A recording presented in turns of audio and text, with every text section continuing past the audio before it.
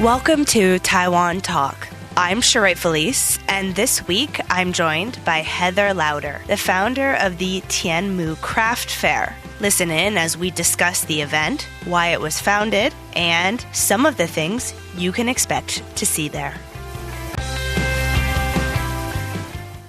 So Heather, why don't you tell me a little bit about the craft fair and why you started it? So I have been living in Taiwan for about 9 years. During my time here as a trailing spouse, I needed to find some ways to be creative, and I started doing some crafts.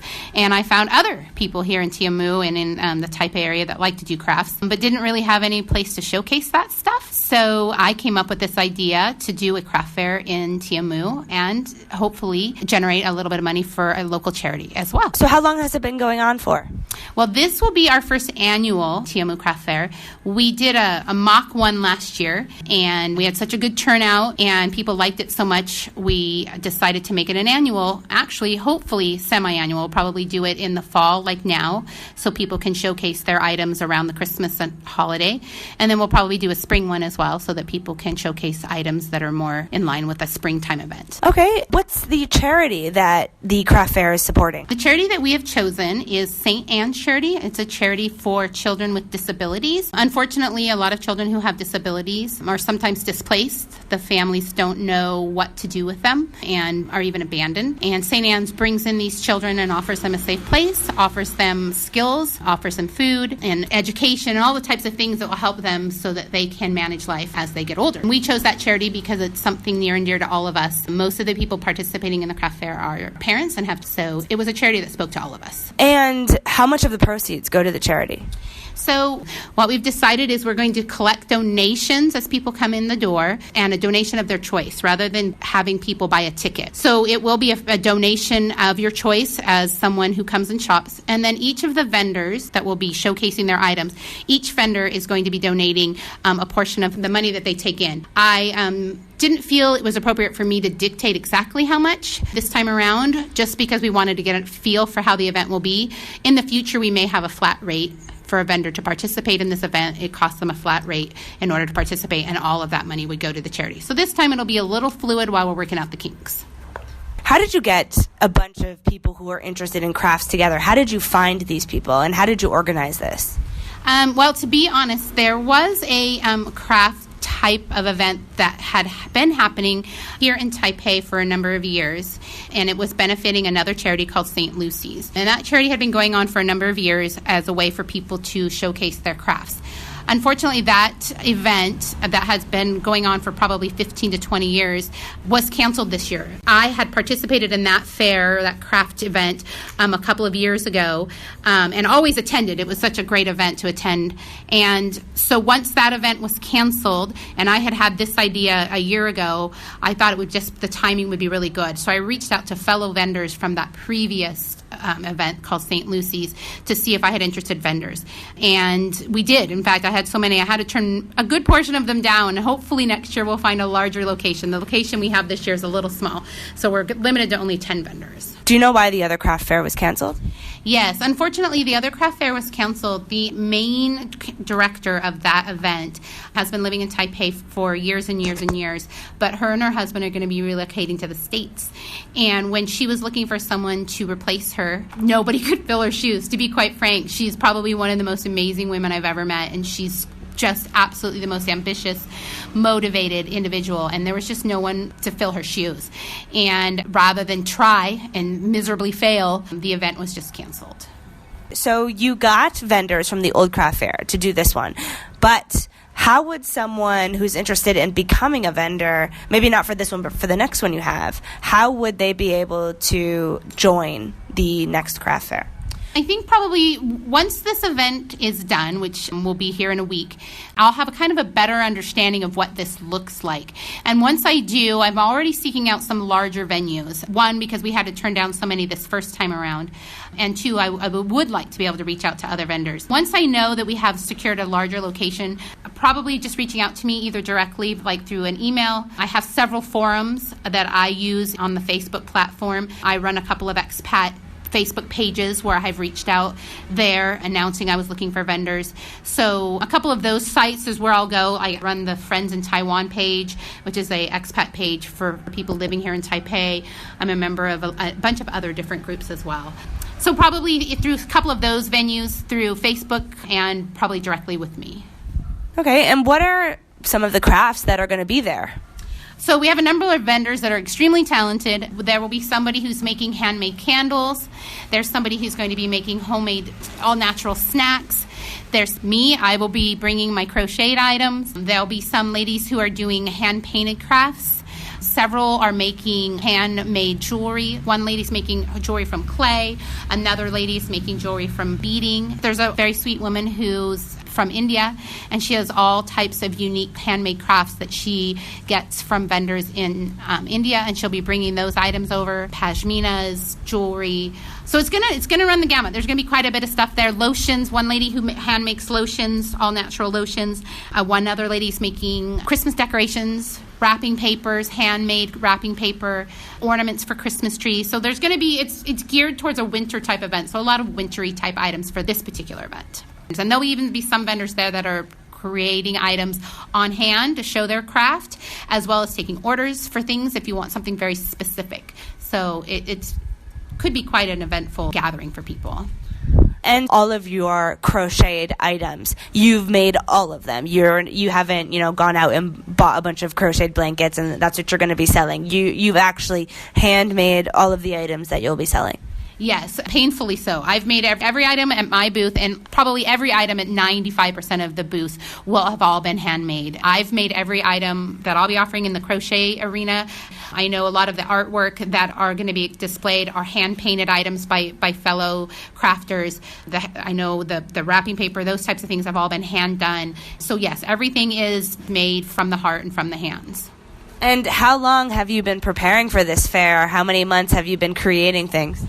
Well, I've been crocheting for just about 3 years now. I kind of fell into this hobby when I was looking for a new way to be stress-free, and some of my old methods were not working. So I've been crafting and doing crochet for about 3 years.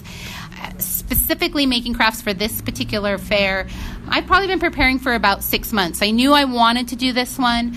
We had done a trial run in the summer and had gone quite well. So I had kind of had in my mind that I wanted to do another one and in the fall. And so I've been creating items for at least 6 months and full blown for the last 2 weeks. It's very interesting that you make crocheted items because Taiwan's a very hot country. So are you going to be selling sweaters, or what are some of the things that you're crocheting for people in Taiwan? Yes, I didn't pick the best hobby for sure. My best stress reliever shouldn't have been around yarn, living here in Taipei. So yes, a lot of my items are not weather specific to Taiwan. My hope is that people will buy them for gifts and things for family members in colder climate. But I've also made things that can be worn every day that are not sweaters. I've crocheted earrings, I've crocheted decorations, I have crocheted items that you would put in your home, like seasonal items, like I've crocheted snowmen, that are about 1.5 feet tall, and harvesty type things like pumpkins and maple leaves and things that you could use as decoration for your home. I do a lot of children's items, like baby items, like things that you would be able to use for your babies. Babies get cold all the time, even if you live in Taiwan. So I think most of my items are something that could be used even if you live here in Taiwan. But yes, unfortunately, some of my items are things you are going to want to ship home or ship to a colder climate for sure. Okay, so where is it this year? So the Tianmu Craft Fair is going to be in Tianmu. We have secured the location of Eddie's 2. Eddie's is a Mexican restaurant in Tianmu, and he has 2 locations. His second location is on Tianmu East Road. So when are the dates of the craft fair? So this is a one-day event, and we are hosting this event on Monday, November 4th. It will be opened at 11 a.m., and we are going to stay until 5 p.m., which is quite a bit longer than the craft fair that we have had, that particularly the one I talked about before, giving the opportunity for people to get off work and still come and stop by. A lot of people had complained they hadn't been able to attend any of the crafts fair because most of them ended at 3. So we'll be there from 11 to 5 at Eddie's 2. At the craft fair, you're going to be selling crafts, but is there also going to be other things like workshops, like a fair in the United States where there's food and workshops that kids can do and stuff while they're there? Those are all really great ideas and things that the crafters that are working with me closely this year, we have ready to go for the next time around when we have a larger location. There will be some people that will be showcasing their talents there, showing what they do, but there won't be an opportunity for you to participate. And it is important to know that there will be no food there other than the one vendor who will be selling some of her baked goods. Eddie's itself, which is a restaurant, he is offering his location to us on a day that he's typically closed, so there will not be food at this event at all. So come early and then go have lunch, or have lunch and come after. There won't be much food at this event this time around. Okay, so November 4th, that's next Monday from 11 a.m. to 5 p.m. And do people need to register or buy tickets or anything to enter, or can anybody enter? Is it open to the entire public? Yes, it's an open event, so no tickets are required, no pre-registration is required. We do ask people to do your best to remember that the items are handmade, so they come from the heart, so they're priced accordingly, and also to remember that we are doing this for a charity as well, so please bring cash for your purchases. I don't believe that anyone will have an availability to take credit cards. I know I don't personally, and I don't think most of the vendors have the option of using a credit card machine. So bring cash and plan to purchase with cash, and also plan to leave a little for St. Anne's as well. Okay, and do you think that in the years to come you'll be supporting the same charity, or do you think you'll do a different charity every year? At this point, I think I've done a lot of research about some of the local charities, and I really chose the St. Anne's charity because it is one of the charities, one that speaks to me, and also one that is not as well funded as some of the others. At this time, I think St. Anne's might be our go-to charity, though there's a lot of really worthwhile charities in Taipei. And, there's a couple of others that spoke to me as well, those that help women in dangerous environments, domestic violence. There was a couple of those charities that really spoke to me. So at this point, I can't make any promises that it will be St. Anne's. It will definitely be St. Anne's this year, and probably in the spring as well. But if there's another charity that really speaks to me, I might change it up every year. And the next one in the spring, do you have a tentative date for that yet? We don't have a date because I'd like to secure a larger location. And, and I'd like to see how the turnout is. I mean, in theory, we're going to have hundreds and hundreds of shoppers that come in, and we're just going to be sold out of all of our beautiful things by 5 o'clock. We could have a very small turnout. So this is going to be the launch that tells us exactly what we need to do moving forward, how many vendors we should have to support the community, and how big of a location we need. I would say, if I was a betting woman, it would probably be in May, just because that's a good time, at least for me as an expat, before I travel for the summer, to have that kind of event, but I don't have a particular date or even a location at this point. Is there any particular reason why you decided to make it on a Monday? Yeah, the main specific reason we chose it on a Monday is because the wonderful owner of Eddie's, who is offering to let us use his facility, is closed on Mondays. So he had offered to let us do it and use his restaurant at no charge, so that the vendors could give more money to charity, which was what our ultimate goal is, to make sure that we support this charity. He is offering his location at no charge for us, and he is letting us do it on a day where he won't lose business. So it's a day that he's already closed. So we're very grateful for him, and him being willing to donate his space and let us destroy it however we need to create this beautiful craft fair. But that is the particular reason we ended up doing it on Monday, because the venue we found, that was the best date available to them. Okay. Well, great. That makes sense. So, for people who are interested in attending, it's next Monday on November 4th. And if people want to find the address or find out any more information, they should just Google Tianmu Craft Fair, November 4th. If you seek out Tianmu Craft Fair on Facebook, you should be able to find it. Worst case scenario, Eddie's 2 is promoting it on his site. So if you look for Eddie's 2, you'll find information on his website, and you'd also find information on his Facebook post as well. EDDY 2. So it's kind of a simplified version of Eddie. EDDY 2. The number 2. Yes. Okay. Appreciate this opportunity, and just encourage folks to come on out, bring your cash, and we're ready for you. Okay, thank you so much, Heather. I hope it goes well. Thank you. Bye-bye.